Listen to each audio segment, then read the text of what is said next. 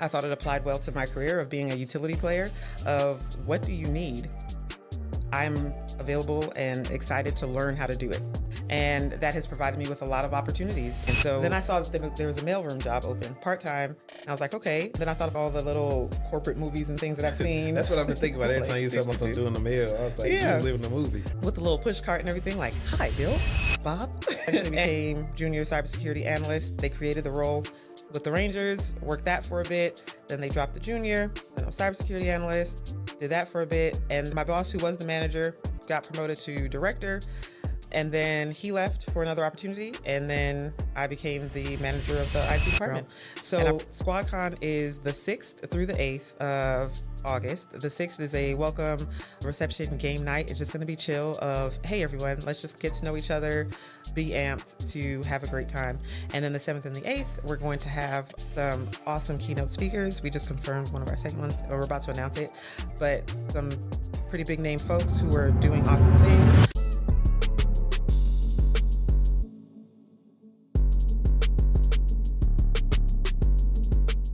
Welcome back to the Techtual Talk podcast. I'm your host, HD, and we got another lovely guest for you guys today. Her name is Rebekah, and she is the COO of Black Girls Hack.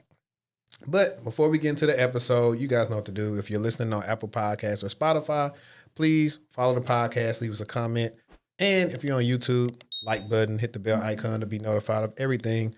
We need y'all help. We got to run them numbers up this year. But it's been a while since I've been in person, so I'm happy. Had to get up early. Had a couple of detours, but, we made it. So, Rebekah, how you doing? I'm doing pretty good. Agreed with the waking up early. I know you gave me an option, and I apologize for making the earlier thing, but we're here. No, so. You good. I mean, for me, that's the only reason, I was up a little later. Mm-hmm. The kids went to sleep a little later, and then, I watched Power last night, and then I went to sleep. I said I should be good. I typically get up around that time every day. Yeah. It was my body's like, nah, I want to go to sleep a little longer. But it was cool. I stayed up late watching Love on the Spectrum. Have you seen that? It's about different folks who are on the spectrum, various levels of autism and different things, and they're trying to find love. And it's so pure and good. Anyway, it brings me joy. It's a good way to end the day. Yeah, I'll probably have to try that out. My oldest, she's on the spectrum. So awesome. I definitely want to check that out.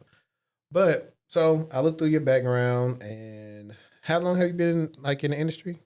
So since 2017, dibbling and dabbling and thankfully grown since then. So yeah, it's been a couple years, long enough for me to not be a complete neophyte, a little baby, but short enough that I'm not full of myself yet. Okay. I still know I have a lot to learn.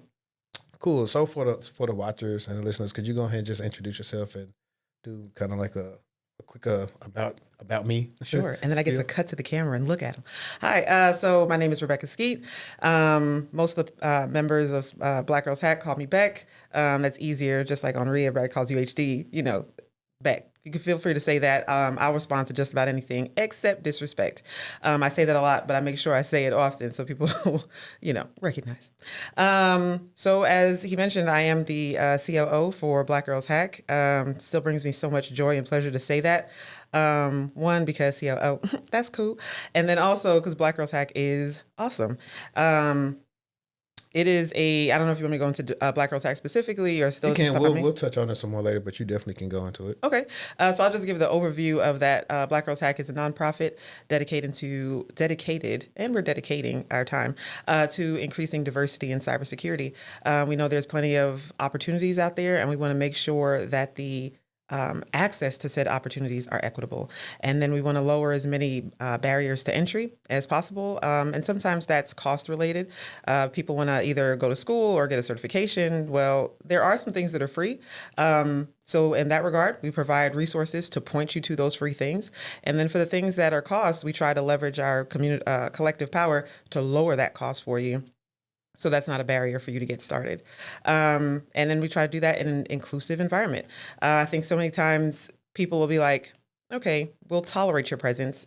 You're here. Whereas we are excited for your presence. It's, hey, you're here. We're happy that you're here. We want you to be supported. We want you to succeed. And that makes me happy for myself and for our organization that that's something that all of our leadership and our members support and commit to, making sure that everyone does well. We want to see everybody shine. Great. So I was briefly looking over your experience again, and I guess I want to talk about a little bit about that because it seems like you worked at a lot of different places. Yeah. Right. So I know you said you've been in cyber since 2017. Were you doing anything before 2017? Yes. So I've done a lot, but it's interesting. So prior to my current role with Black Girl Tech, I volunteer, and while it feels like a day job, I have a primary day job. I'll put it that way.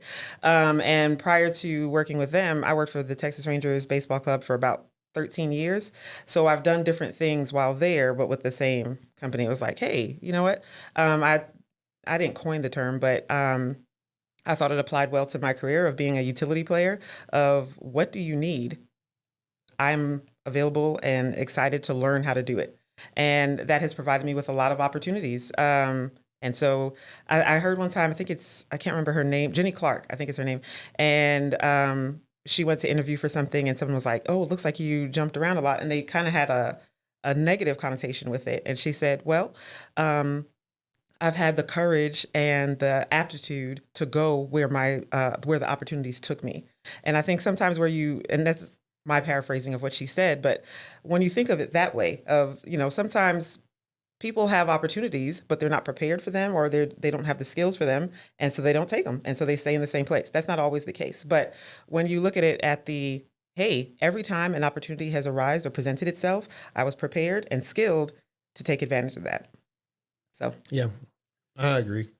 I think it's good, early on in your career, all those different skill sets you've gained from multiple jobs really start shining later on in your career. Yeah. And that's why the show is pretty much the premise is built on a lot of people having different type of pivots into cybersecurity because before cyber was a thing, mostly everybody would think they came straight from computer science and they've been coding since they was 7 and doing all this other stuff. But when you actually talk to real people, you realize people did different things. Yeah. They brought different skill sets and concepts to cyber that's actually been very beneficial for teams, especially when it comes to diversity. When we talk about diversity, we're not only talking about race, skin color, whatever. We're talking about background. Yep. What do you come from experience, doing? Everything.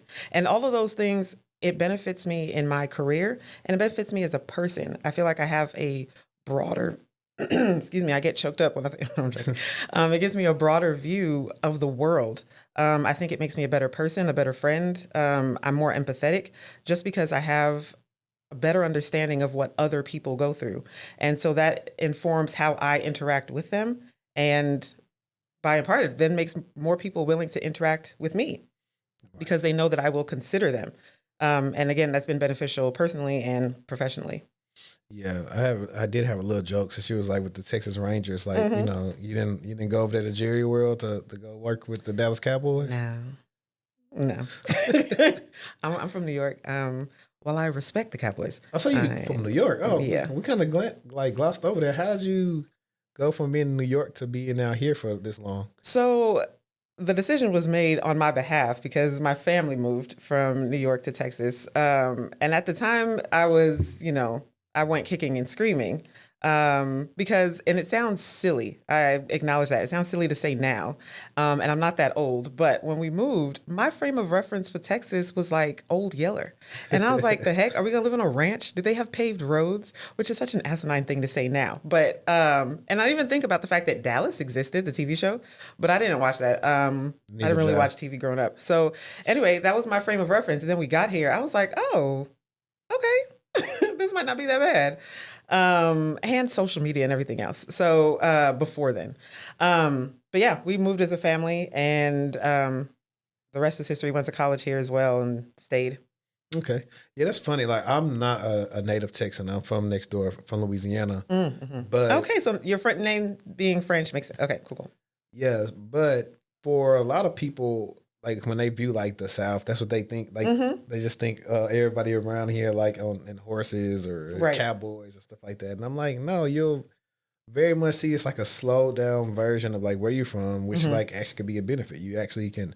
I mean, it's not unless you stay down here, everything's not walkable. But hey, if you are walking, it's not like you're finna be shoulder to shoulder. You're Right. not underground in the subway. Yeah. Okay. So does that mean then that your image or perception of people from New York, we're all in the subway, like Teenage Mutant Ninja Turtles? No, so I got a chance to visit New York last year, Mhm. and I didn't stay long, right? But to me, I mean, it was cool. I really don't see how people live with like the subway part, even Mhm. though it's a good way to get around. Mhm. I don't really see it like the way it is. I don't know. It is different. It would Yeah. be different for me. But if you're used to it, it's not a thing for you. Yeah. But for the most part, it wasn't bad. But granted, when we were there, most everybody might have been at work, so Yeah. I was expecting it to be busier out walking around, and it Mhm. wasn't like as busy then. But I was like, it's probably because everybody's like working.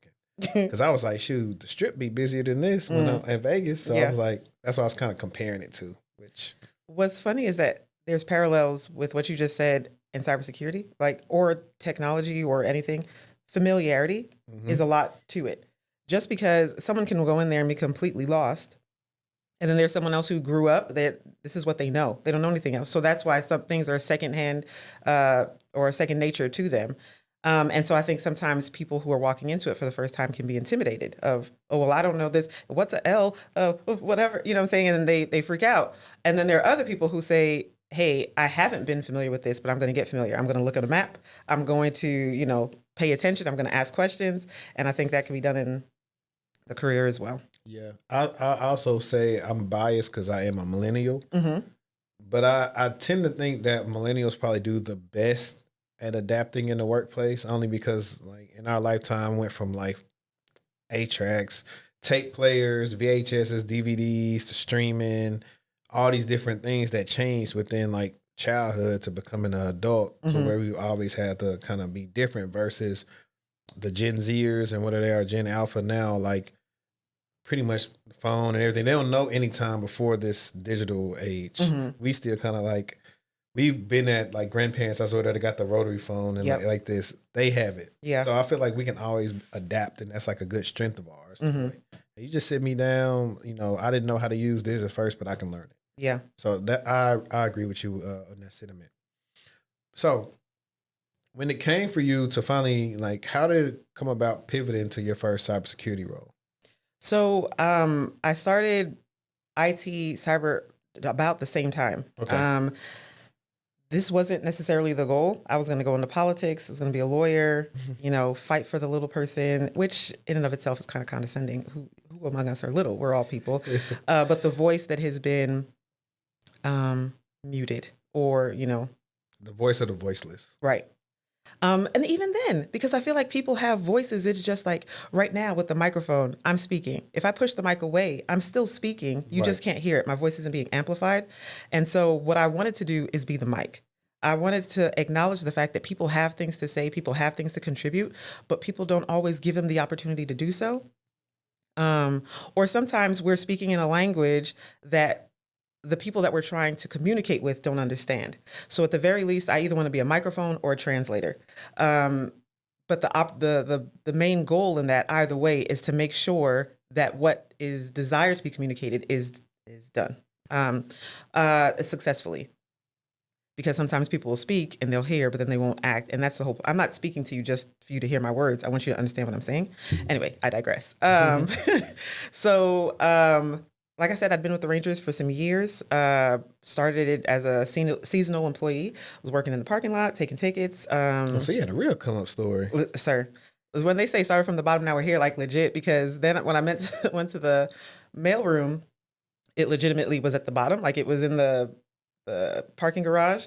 And then, kind of, like I said, so first started seasonal, did that for a couple years. Rangers went to the World Series in 2010, 2011. And I was like, man, this is kind of awesome.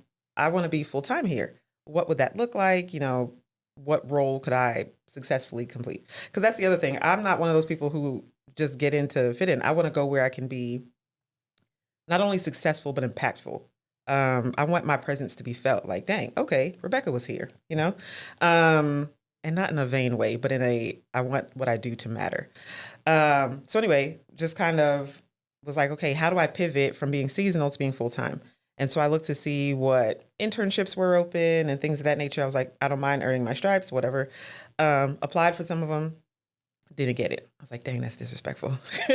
And especially for the fact that so many people were telling me, oh, Rebekah, you're this, you're that, you're so capable. And then, but the opportunities weren't falling in line with the expectation of myself, of others, or whatever.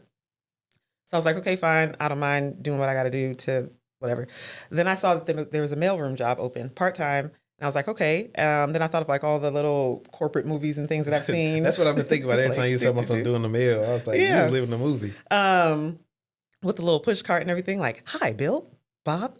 And it actually worked out that way. So I was like, you know what? I'm going to use this opportunity to talk to everybody in each department, see what it is that they do, see if I can get an understanding and where I would be, again, the most impactful, the most helpful. And I thought I was going to go into like community outreach or relations or something because that was in line with the work that I wanted to do on the political side. But it didn't exactly work out that way. I still, would volunteer, do some different things here and there, but the full-time position never presented itself. Well, the manager at the time of the IT department, we had become, sociable, I would say friends, and talked about different things. And then the position for coordinator for IT customer service opened up. And he was like, hey, I think you should apply for this. You'd be a good fit. And I was like, are you sure? Like, I'm smart. Yeah, I can, but I don't necessarily have that. Just like how you said, when people think that I've been, tinkering with computers and coding and all those other things. And I'm like, no, the extent of my technological capability is that I'm the person that like my mom would ask, how do I do X, Y, Z? But then that's it. And he was like, that's okay. You're smart enough to pick things up. Primarily, it's a customer service role and you have that. And everything else can be taught. And so he was like, if you're, willing to do that, I think you'd be good. And so then I interviewed with the VP as well. And thankfully all that aligned and they gave me the job. And so it was mainly, answering the phones, this, that, and the other. And it wasn't exactly help desk like it was, but it kind of wasn't. It was more exactly as they said, customer service, front line of answering phones and then routing it to other folks. But then since I had access to the ticketing system, I would ask like, hey, whenever y'all solve something, can you, make sure your notes are in there? I mean, that's already whatever, but make sure it's as detailed as possible because then that was how I learned and was like, okay, well, I'm starting to see that this happens at least 2 or 3 times a week. I can do this. I see what it is. I see the solution.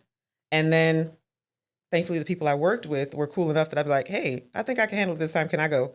And they're like, yeah, okay. And so then it just kept going from there. And thankfully in this situation, curiosity didn't kill the cat. It fed it.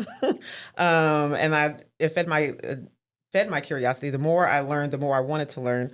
And then we went to we didn't have a dedicated cybersecurity role. We had cybersecurity functions, but it was kind of part of everything that the manager at that time was doing. And we went to an event. MLB hosts a cybersecurity focused summit around the same time as Hacker Summer Camp. And I met the security analyst for the Boston Red Sox. And she was so freaking cool. Like cool as a person, cool as the job she does. And I was just like, I want to be her. Like, cool. Okay.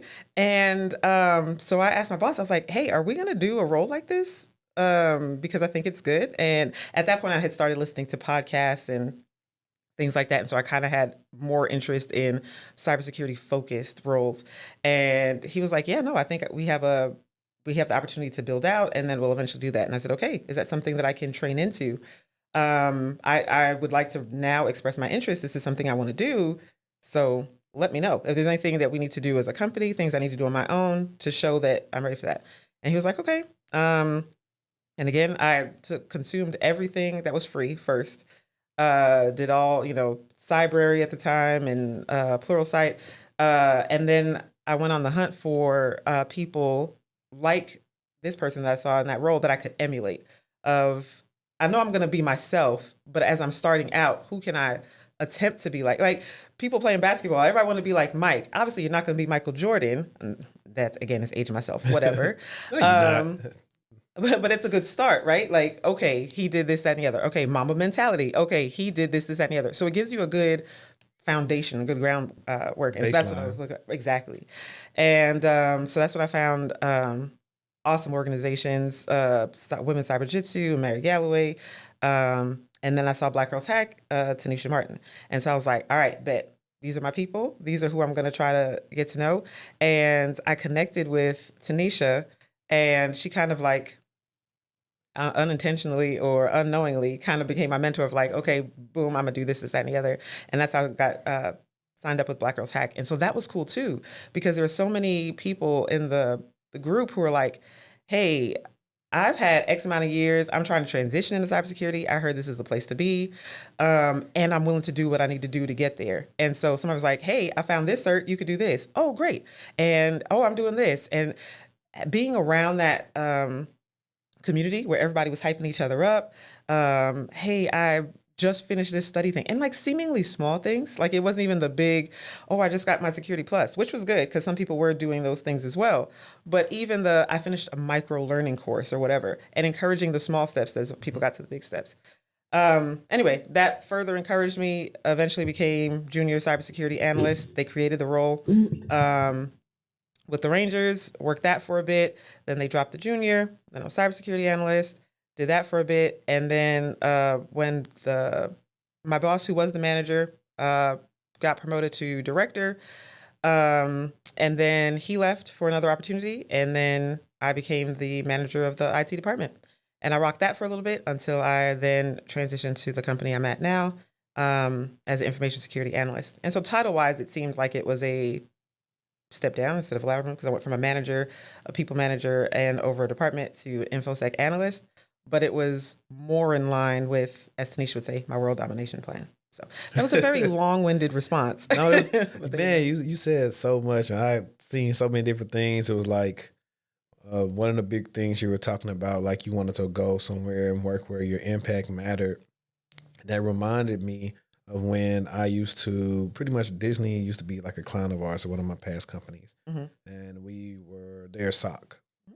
And so one of the first weeks or whatever when we were there, the other manager like kind of pulled us in like, hey, don't think like what you guys do here doesn't go, for granted, because we are, taking care of a lot of other people's jobs, the people that are at the amusement parks and all these different things, or, Disney streaming and all this other stuff. So that reminded me of that when you said like you MailRoom or, work in the parking lot, because like sometimes when you're doing the job, like, man, this job don't really matter that much. Right. But it actually do. It helps the company's bottom line. Somebody paying for parking, or you getting this mail to them or whatever. It's like anybody's job. I always tell people like, sometimes you don't think your job don't matter, but in the grand scheme of things, it does, or they wouldn't have had the opening. Yeah. So that's how you got to look at it. Yeah. There are friends that I've made. There are people who parked with me who I still know, who at first I was parking lot, and then I became a supervisor of the valet department. Mm-hmm. And when they had their baby, they brought their baby to our valet booth to take pictures with us. And now the child that, we have pictures from opening day when the parent was pregnant, and now the child's like 10 years old and we're still getting updates. It does matter. Well, you think of the fact that the reason why a lot of people go to sports or things like that is to get a respite or a respite, depending on how you pronounce it, from their day. Mm-hmm. The world is heavy. And if we can help in any sort of way, we're making the world better. And it seems like, I know sometimes it's trite or whatever, but I really think that matters. The less disgruntled people are, the less likely that they are to be mean and evil or open to and so if I can at least turn the tide for one person, I think that's worth its weight in gold. Nice. Then I definitely like the part where you talking about Tanisha became your, unofficial mentor. Because I tell people that all the time. When I'm doing consultation calls or people, like, I hate when people that I don't know just reach out to me and ask me to be their mentor. I was like, we haven't built any type of relationship for me to just become your unofficial mentor. Right. But I typically tell people, like, mentorships typically don't happen in most of the professional manner. It's typically something that's like something just happens, y'all hanging out a lot, and you just become that person's mentee. That's typically how it happens. And most of the time, somebody's not even asking, will you be my mentor? Or the mentor is not saying, will you be my mentee? It's just, they're just checking on you and say, oh, go do this. Or, hey, I seen this role's open. I know this person right here. Told about you apply. It's like stuff like that. That's typically what it is. I've never came out and said, hey, I'm now your mentor. So I've done both. I like the way Tanisha frames it, it is a relationship. And so I think some people are awkward and they're just like, okay, you're my mentor now.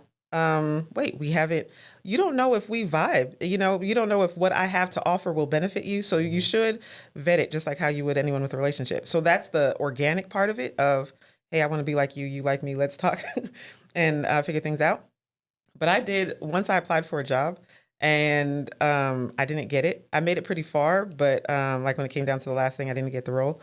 And I reached out to the hiring manager and I was like, hey, the conversations that we had were pretty impactful to me. And I feel like I learned a lot. And I think I would benefit from you being my mentor if you're amenable to that. And he replied back and said, yeah, no, I am super excited about your trajectory and your career. And I would love to help however I can. So it can work both ways, but I see there was a in that instance, conversation prior to. Y'all had some conversations. Yes, there was still something. Yeah. Like people come to me, hey, will you mentor me? Hey, you hiring? Do you know who hired? I was like, I'm not a job search service and I don't know any of these things. Yeah. So I was like, please don't send me that. I'll just read the message and go on about my day. Like, if you are going to kind of go that route with me, this is like when we get into like some of the LinkedIn stuff, like you need to interact with me on my YouTube or my LinkedIn or something. So I actually kind of know who you are. Right. Because there are people, they'll finally send me a message, hey, I just was in your YouTube comments. I said, no, XYZ. I was like, hey, what's going on? Yeah. At least I kind of know who you are. And it's just not like so left field. Tell me, send me an Instagram message request. Hey, yeah, I just was on, the live stream, or that was me that made that comment. And then we would start talking a little bit and then we'll figure out if it's any type of synergy there. But have you seen Love and Basketball? I've seen it. It's not one of my favorites. That's fine. We won't get into that. I just meant so there's a part of it that hurt me a little bit. It's not one of my favorites. I feel like there's subtext there, but I'll let it go. There's a scene though when they're young and Quincy and Monica had they just met the day before. They had the basketball game. And then the next day they're about to go to school. He goes, you want to be my girl? And she was like, I mean, what do I have to do?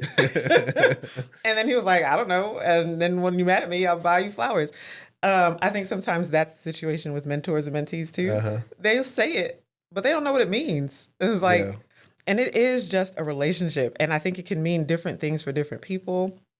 The time commitment too. And I think people should consider that when you ask anyone, when you ask anything of anyone, you should know what that ask means. So that's just as soon as you said, they'll just be like, you want to be my mentor? That's what I thought of. You want to be my girl? I definitely might turn that into a post just because you told me about it. I'm going to go find that exact scene. So, like you said, you feel like, you said some would see like it as like a step back from going from a management position to pretty much like an IC position. But sometimes your IC position is up there like from a different organization with that management thing, and you don't have the stress of managing people, but you may be making the same amount or more. So I don't really see stuff like that as a step back, because sometimes you got to go through your phase. Oh, cool, I want to manage now. All right, I don't really want to manage more. I just want to do my stuff. I'll be a subject matter expert, but I don't want to be dealing with your progression plan, your one-on-ones, when you mess up, doing all this. I don't feel like dealing with that right now. I'll go back to managing later at a different point in my life or whatever. So I can definitely understand that. So in this role here, I know, and I'm trying to just kind of like for educational purpose, really quick. I know you said you're an information security analyst. Oh, that's where I was. I'm a security engineer now. Okay, security engineer. Okay, got it. Well, can you explain, I guess, what type of security engineer you are? Because I always tell the people too, it's like, they say, oh, I want to be a security analyst. I want to be a security engineer. I was like, okay, well, what type? What platform you want to do, or what do you want to work on? Because there could be different skills or different niches that will fall into being an analyst or engineer. Right. That if you're just searching for cybersecurity analysts and you're trying to find jobs or apply to them, your skills may not be lining up there because you may be applying for a role that doesn't fit you. Right. And that's key, because even then, the roles the same title can have a different definition at different organizations. One of the things that Tanisha tells people too is to, when you say you want to do the role, look at the job description and see what it is that they're asking for, because then that'll help guide you too to see if it's aligned with what you want to do.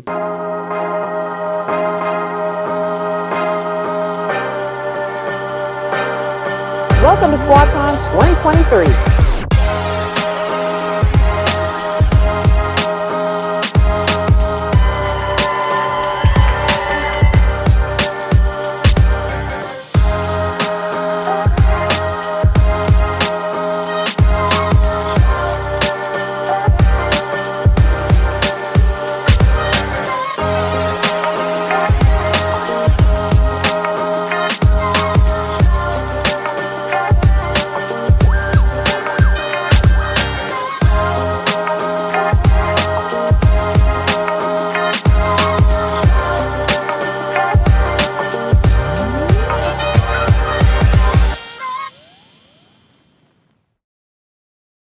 So when I started as an information security analyst with Shellman, it was more so on the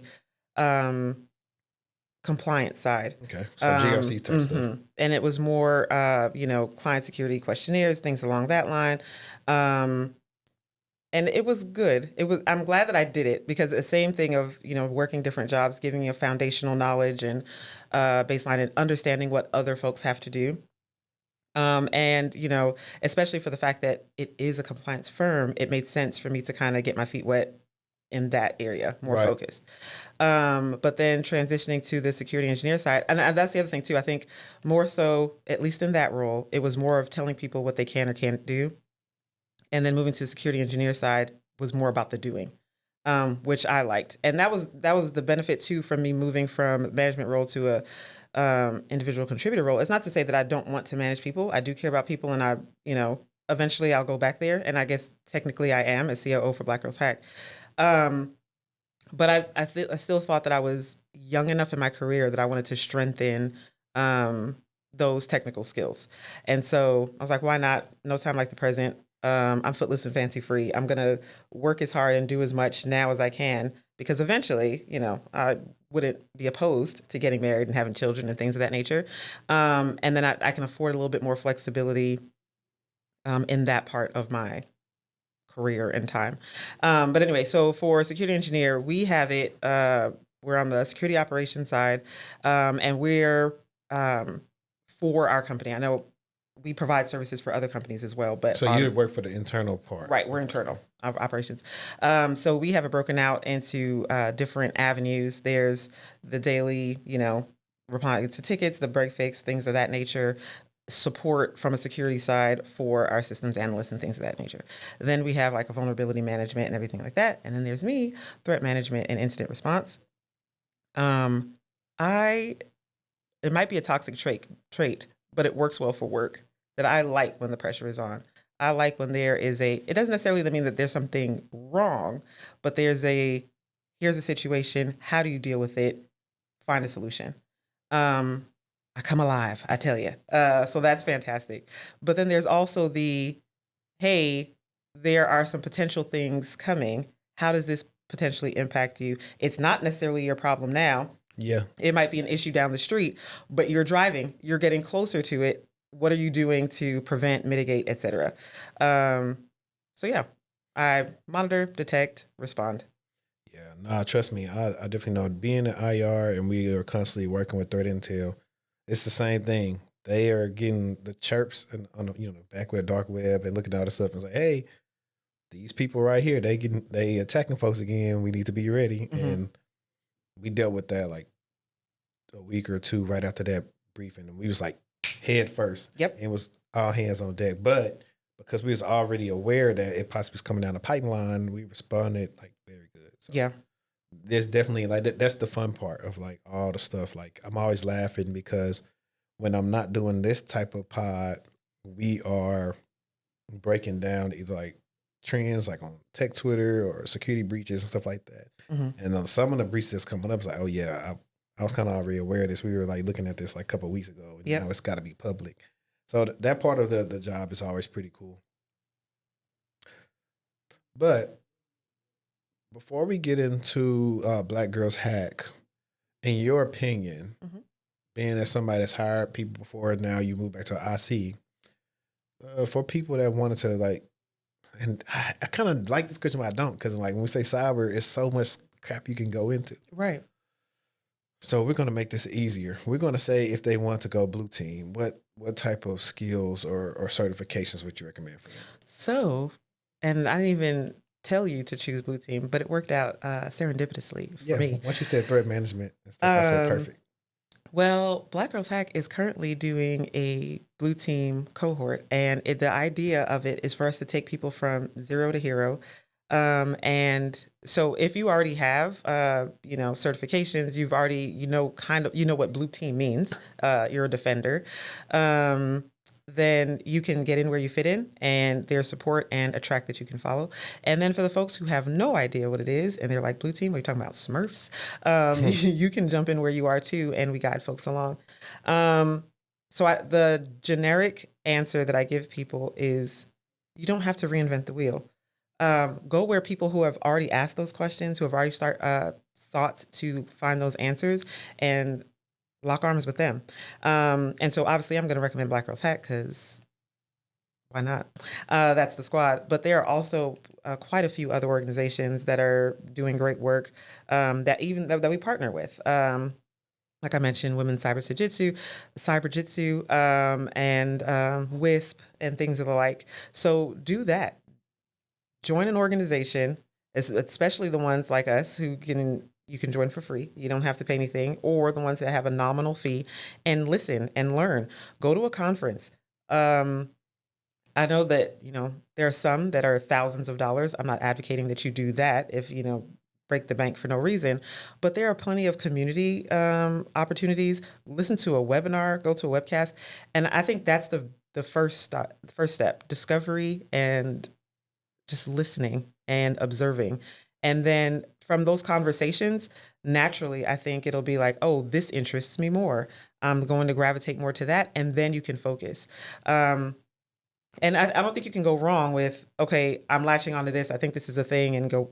The only way I think that I'll amend that. You could go wrong if you have limited resources and you're spending all of them going down a path that is of no value or interest to you.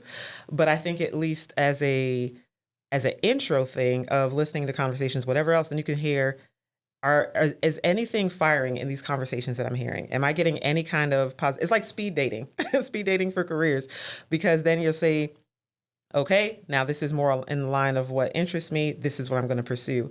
But specifically, if you want to, because I'll go back to your specific question and give a specific answer. If you're interested in becoming a blue teamer, go to blackgirlshack.org on the events page and sign up to join our blue team cohort. Okay.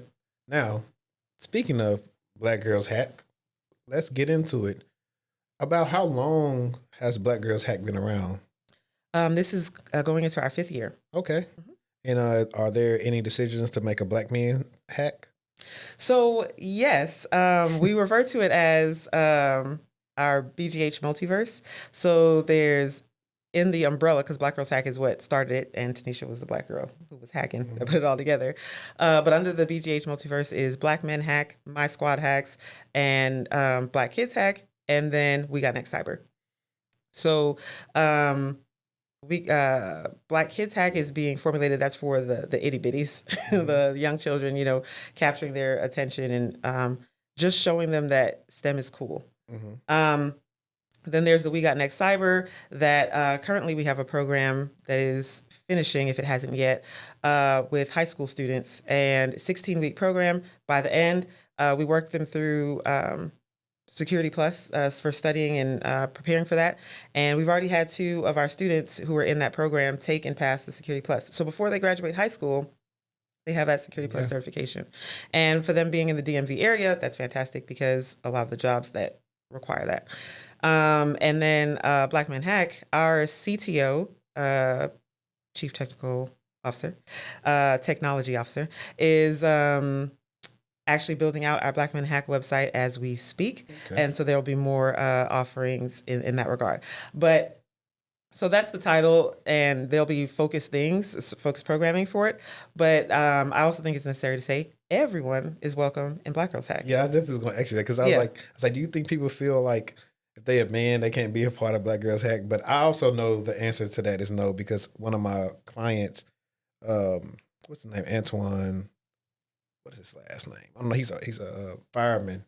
He just finished his master's and stuff like that, but he did some Black Girls Hack stuff too. I saw like the internship or something he did with you guys. Yeah, so I'm aware of like some of the good stuff that you guys do. Yeah. But I thought that would be like a good question to pose for the audience as well. As here's another one too that you guys may run into a lot, and I know I run into it a little bit based on my platform. Mm-hmm. I've had people say all the time like, "Oh, he only has like Black people on there. He don't like want to have anybody else on there," which is not true. I've had different people on there. Matter of fact, I have some big Black people coming on the show pretty soon. Mm-hmm. But do you guys run into that? Like, do they think like it's only for Black people or nobody else can join? Yeah, some people do, and we make a point, especially like in opportunities like this, whenever we're at conferences and things of the like, we'll let people know. I know, sometimes you hear the name Black Girls Hack.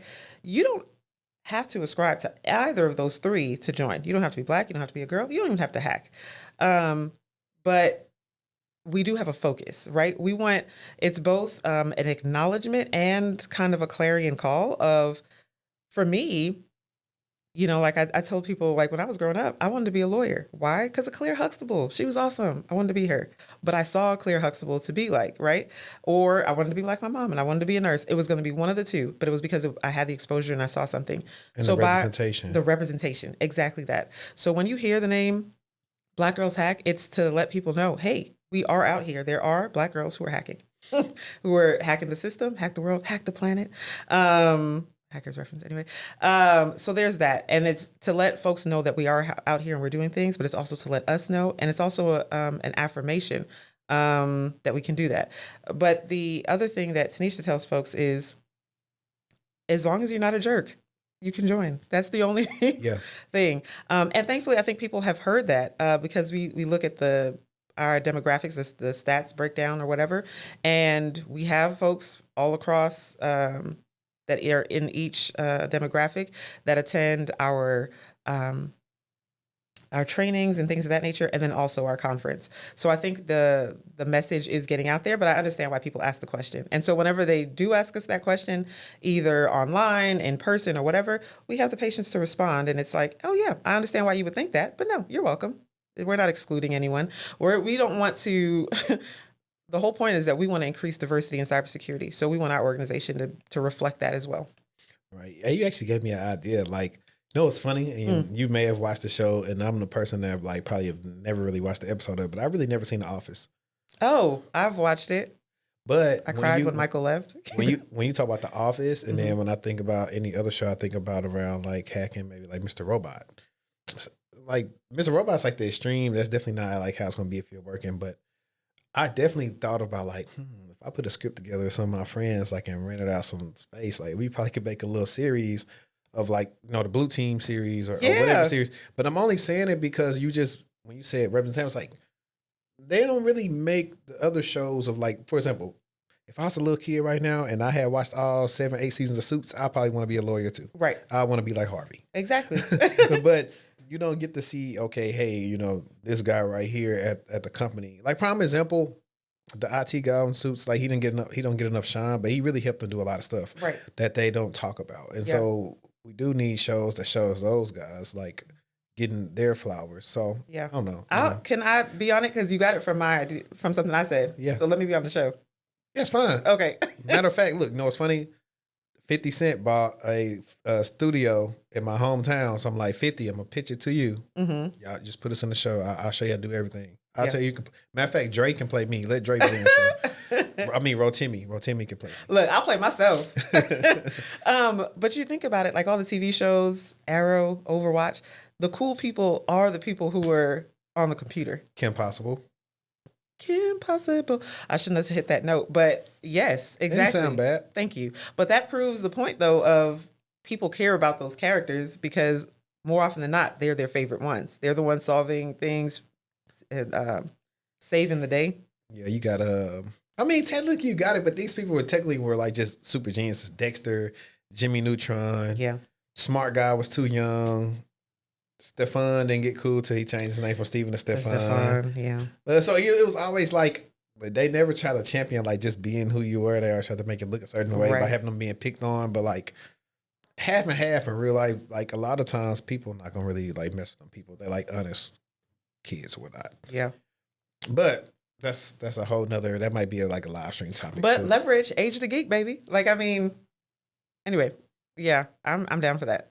But so, and I was looking at you, I was like, dang, I'm really mad I don't have one, because that would have been dope if we both could have had a Squadcon shirt. Yeah. Poor planning. I should have brought you one. But no, and so you are here promoting Squadcon. Could you tell them what Squadcon is about? Okay, sure. Squadcon is a cybersecurity conference that provides the opportunity for folks to learn, to network at an affordable price. Right now, I think our general ticket is $125. Definitely cheap. $100. Yeah, considering the fact that I have gone to conferences where it's thousands of dollars to attend. Thankfully, I do take advantage of, if there's a scholarship, I apply for that thing. If there's a partnership with work, I do that as well. Company card, me. Listen. And I also like the fact that that conferences provide that justification too. So you don't have to don't reinvent the wheel, leverage what's already available. But to focus on Squadcon, we started back in 2022. We were a village at DEF CON, Girls Hack Village. And sometimes I say, it went better than we expected, but it didn't, because our founder had such a great vision, and we believe in her. We believed in the vision. And someone said, what does success look like? And it's like when what you see on the outside reflects what you see on the inside. And so by all means, that was the success. Packed house, so many people showed up, and the space was small. We were larger than the space that we had, which is good. Don't something small beginnings. I can't remember the part of that. But anyway, and so then the next year we were like, hey, this year we're going to strike out on our own. Same time frame, benefit from the folks who are already going to be in the area for Hacker Summer Camp. And for those who aren't familiar with Hacker Summer Camp, it's a time in August where there are multiple conferences, starting with B-Sides Las Vegas, Black Hat, DEF CON, and then some of the new kids on the block, Diana Initiative, and now Squadcon. And so we're all in that between August 3rd and the 11th that's what they refer to as Hacker Summer Camp, because all of us cool kids get to go down there and talk about things that matter to us in the cybersecurity realm.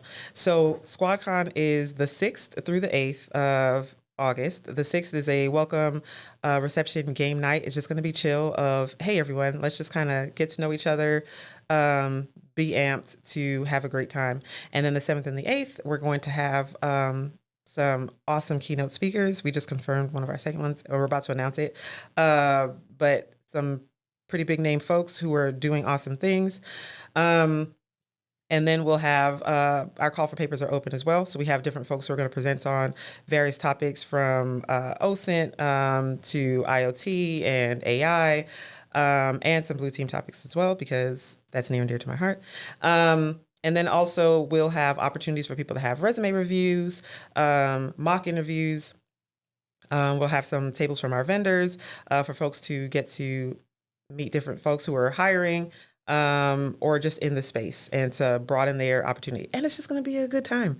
We're going to have a party the evening of Wednesday. So for those, it'll be a balance of the extroverted folks who just want to network and get to know everyone and hobnob. You'll have an opportunity to do that. The introverted folks who just want to learn and see what this cybersecurity thing is about, what the potential opportunities are, you'll have an opportunity for that. And for those who are already in the field but have felt othered in your position, because they say this is a male-dominated field, whatever, and you feel like the token where you are, come where you can be around other people who are like-minded, who support you, and be rejuvenated. Dope. So I know you said it's around Hacker Summer Camp, and that's in August, but what are those dates? Squadcon is August 6th through the 8th. The main conference dates are the 7th and the 8th. So if you're budgeting and you're like, look, I can only do 2 days instead of 3, make sure you're there for the 7th and the 8th. But if you want the whole kit and caboodle, get there for, I would say even get there for the 5th. So you can do the Diana Initiative and Squadcon, so you can get both conferences in. Yeah, too bad it's not, I don't think he got his residency going on anymore. Usher? I went last time. When I went to Splunk I came early to see Usher. Yeah, it was good. And the funny thing was that day, missed my flight, and I had to wait around, and luckily somebody canceled and I got the flight. Got to Vegas airport, got to my hotel, had to change everything within I didn't have to change that long because they didn't start right when I got there. They had all the little open and stuff. But I was like, that was definitely one of the probably the best thing I've probably seen ever. Yeah. So you want to hear my Usher story since you brought it up?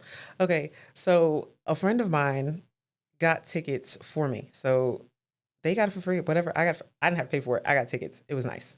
The friend got it and then they gave it to me. But the seat that I got was on the aisle. And it was maybe halfway up in that little middle section. Right. And then I don't know what part of the show was, halftime, whatever else. He comes up the aisle on the opposite side of me, walks up the aisle, gets on the little stage and starts dancing and is singing and doing whatever else. Then he starts turning down this way, coming down where I'm sitting or standing, because I'm not sitting at an Usher concert. And he walks by, stops directly in front of me, makes eye contact, sings to me. I touched his arm. I yelped maybe. And then he kept going. So now I get to say that Usher sang to me. This is before he got married, so. Yeah, it was, that's everybody was they was sitting down there or whatever. And were there any stars there when you went? Yes. So I actually ended up going 2 times. I went there the time when Her was there. Okay. Mary J. Blige. And then the other day, LaToya Luckett. And Lil Dicky. Okay. Isn't that his name? Yeah. Okay. Yeah. Him. But yeah, it was a great time. Yeah. When I went, Quavo was there with this chick. I forgot her name. And then I want to say the young boy from Stranger Things, Caleb. He was there too. And there might be some other people there in the audience that I didn't see. Mm-hmm. It was, like I said, it was a good time. Yep. I was making jokes. I was like, listen, we know all these black folks dressed up and they nice to, like you going to church or something, we know everybody going to the same place. Right. Man, it was so hard getting an Uber from there. Mm-hmm. I walked. I did too. Yeah. I was staying in, at that time I was staying in Planet Hollywood for 2 days. Mm-hmm. And then once Splunk Club came around, that's when I went to the Venetian. So. Yeah. See, benefit of going to conferences. You're just in and around these areas and some things happen. I wouldn't have gotten that ticket if I didn't happen to be there. Yeah. So be in the right place at the right time. I definitely agree with that. And while you were talking, I was thinking about something else. And I'll probably cut this part out just because it's a pause, but I know, but I'm on it. So I do know, what I would like to do is at least sponsor, a ticket to Squadcon. So I definitely would love to do that. So that's probably something, it's probably something I'll end up putting out soon on one of the videos. So say, hey guys, look, I'm sponsoring somebody to go to Squadcon. I'm on LinkedIn and sign up right here while you want to go and yada, yada, yada. And then, I put them in a little wheel and then let it do that. So big bet. Heck yeah. Success. I mean, it was already a success being able to sit on this couch and converse with you, but huzzah. No, I mean, I think more of those, cause see, I if I won't be working around that time anyway. So I'll be on leave. Mm-hmm.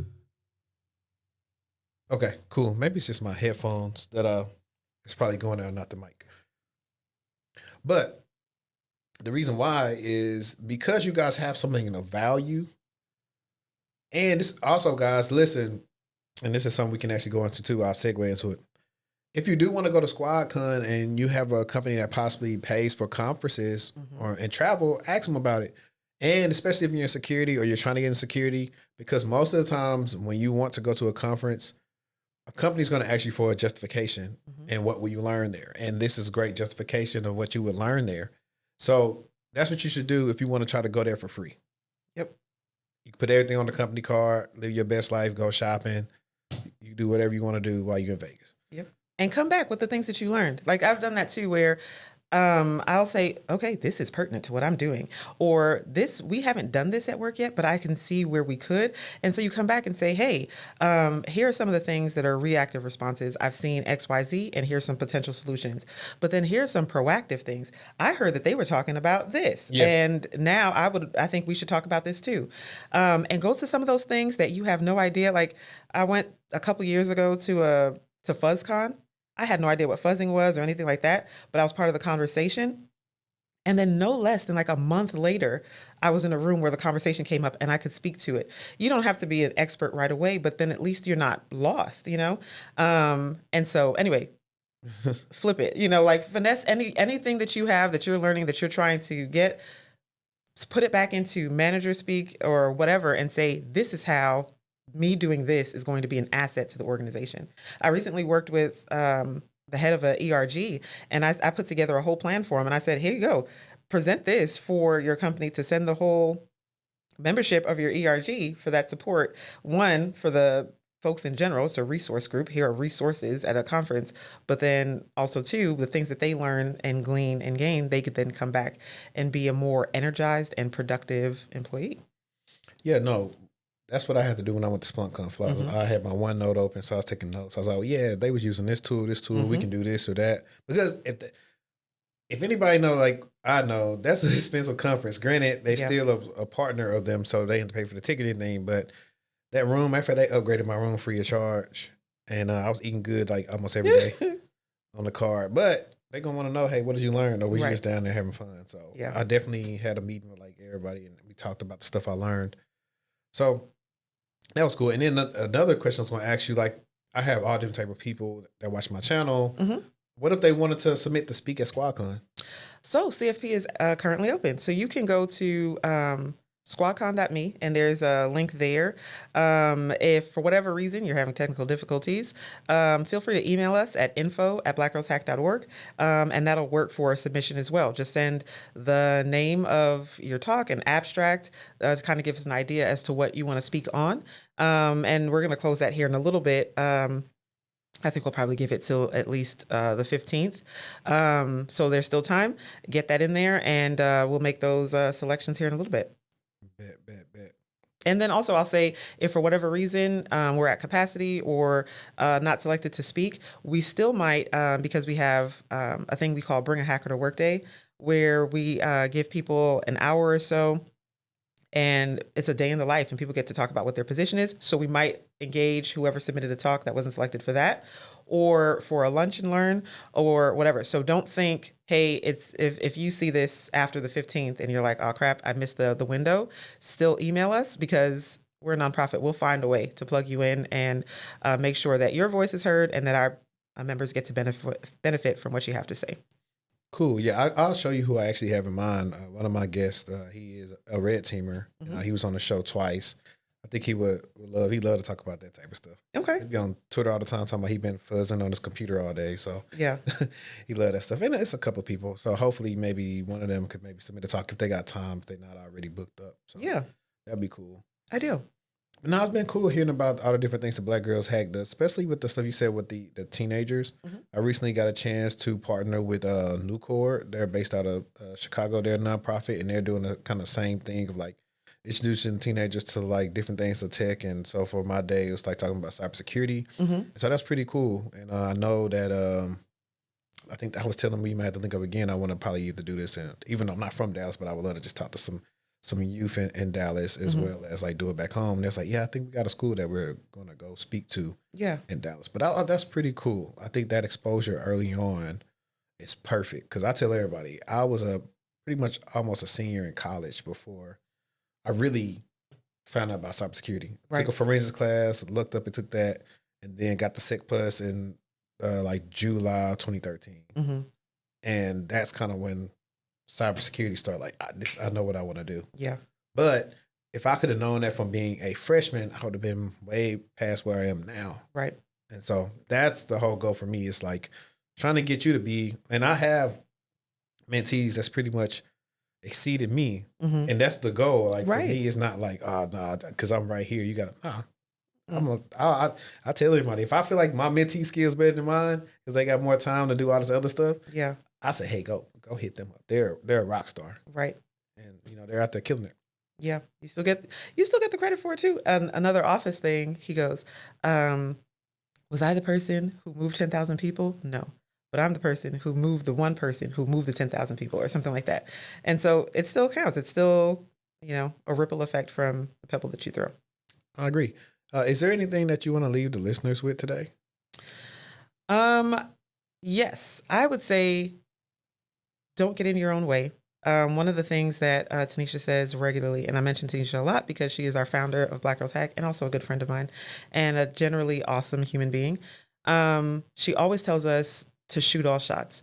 And sometimes I know, even in personal conversations, she has to tell me too that so oftentimes we're the first person to tell ourselves no. Wherever you are, whatever you're doing, you're like, oh, I think maybe, and then you get in your own way. Don't do that. Get out of your own way and try, because the worst that can happen is that it doesn't work out. Well, if you don't do anything, it definitely won't. The odds are completely against you. But if you at least try, you've already increased your odds by trying. So shoot all shots, get out of your own way. It's not too late to start. If cybersecurity sounds interesting to you, but you're intimidated, you're daunted, reach out. Join Black Girls Hack. Like I said, it's free to join, so it won't, worst case scenario, you meet some awesome people and you don't get started in the career, but at least you'll learn something new and you'll meet some awesome people, and get some support. It's not a weakness to do things with folks. It's actually wisdom. While everybody wants to be a superhero, heroism isn't scalable. So as many good supporting people that you can have around you, the better. Black Girls Hack is awesome. So join us, support us, follow, like LinkedIn, Instagram, Twitter. I refuse to say X. It's still out there. So join us. Follow me on LinkedIn if you want. I don't mind being an informal mentor because time is limited. But if there's like a question that I can answer, I'm happy to do so. Come to Squadcon, August 6th through the 8th in Las Vegas. And I mean, I don't want to steal from Tabitha Brown, but really have yourself a great day. And why would you go around messing somebody else's up? So that's about it. Great, man. Guys, this has been another episode of the Techtual Talk. And, I always say, stay textual peace. But I really just want to leave y'all guys with this. We've been talking about the job search the whole past couple of weeks. I just wanted to let you guys know it gets better. Apply to that job anyway. The worst thing they can say is no. The best thing they can say is yes. And as Glorilla said, at the end of the day, the day got to end. It got to end. And we'll be back next time. We out. Peace.